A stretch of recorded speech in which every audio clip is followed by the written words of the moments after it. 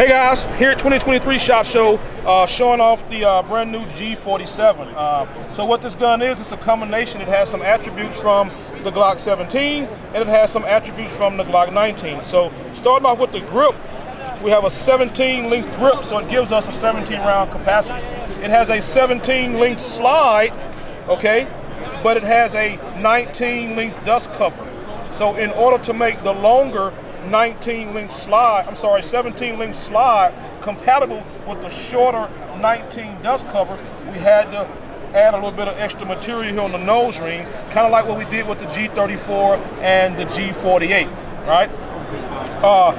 Even though we have a Glock 17 length slide on the 47, it uses a Glock 19 recoil spring and a Glock 19 style locking block, all right? So what it gives us a little more modularity, and actually this gun is it's not brand new to Glock. We made this gun a few years ago for the United States Customs and Border Patrol, okay?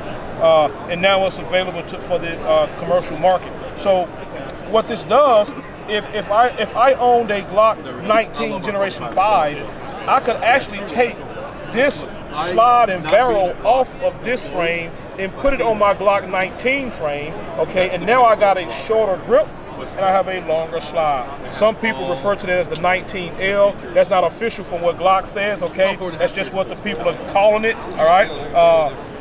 But I could also run this on a G45, this model here. So the G45 and the G47, they share the exact same frames. So I could take this slide and put on this frame, take this slide, put on that frame, and we can go back and forth, run these guns all day, all right? So in a nutshell, down and dirty, that's what the G47 is. It comes in MOS configuration as well, and that's what it is.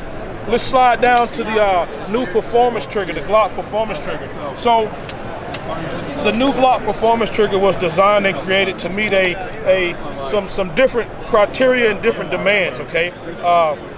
It has a flat face here, and the way it works a little different than the old system, okay? So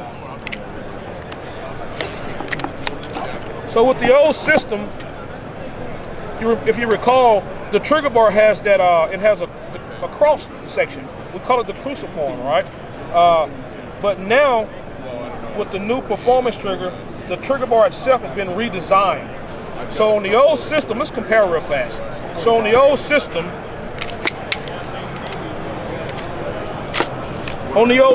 if we look at the trigger bar, it looks like a cross back there, right? And we call it the cruciform. On the old system, the cross of the trigger bar, the very back of it, it engages the firing pin lug here. So as we're pressing the trigger bar on the older system is actually cocking the firing pin. Once the trigger bar makes contact with the connector shelf, the trigger bar falls down because of the connector to release the firing pin. That's how the old system worked, older system. When we go over to the performance system, the way it works now, the trigger bar's been totally redesigned. There's no cross on the trigger bar now. Can you see that? There's no cross now. So there's a horizontal bar. So now the firing pin lug now is engaging. There's a sear that's installed down inside of the trigger mechanism housing. It has two bars, one on each side, and it's connected to a spring. So now as I'm pressing the trigger, pay attention to this vertical bar right there, horizontal bar. As the trigger's moving to the rear, it's gonna start to compress down on the sear to disengage the firing pin, right? So trigger to the rear, and when I let off the trigger, the sear will pop back up with help from the spring to re-engage the firing pin lug as the slide is coming forward. Now, the safe action system, it works exactly the same as it always has.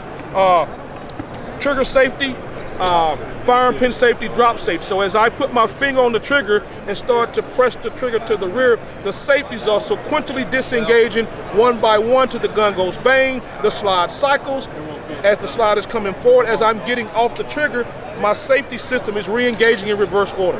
And thank y'all for coming to Glock booth.